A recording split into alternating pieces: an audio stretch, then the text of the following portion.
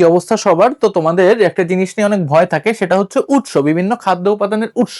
তো 1 মিনিটে তোমাদেরকে আজকে আমি চর্বিতে দ্রবণীয় ভিটামিনের উৎস মুখস্থ করায় দিচ্ছি 1 মিনিটে।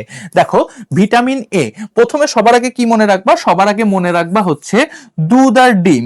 এই যে দুধ আর হচ্ছে ডিম, এটা হচ্ছে সব ভিটামিনের মধ্যেই আছে। দুধ আর ডিম সব ভিটামিনের মধ্যেই আছে। দেখো, ভিটামিন এ এর মধ্যেও আছে, ডি এর মধ্যেও দুধ ডিম আছে।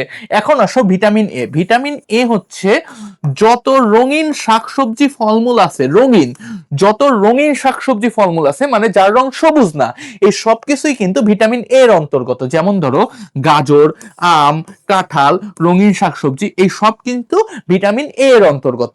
আরেকটা কি? আরেকটা হচ্ছে ছোট মাছ। এটা তো তোমরা ছোটবেলা থেকেই জানো, মা তোমাদেরকে কি খাইতে বলে? ছোট মাছ খাইতে বলে, তাইলে চোখের ক্ষতি হবে না।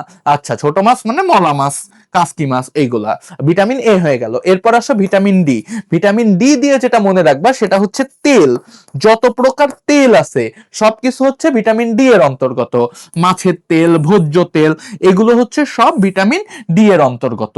পরীক্ষায় এমসিকিউ আসলে এগুলো থেকেই আসবে। তাইলে কি 1 মিনিটে আমাদের মুখস্থ হয়ে গেল না চর্বিতে দ্রবণীয় ভিটামিন?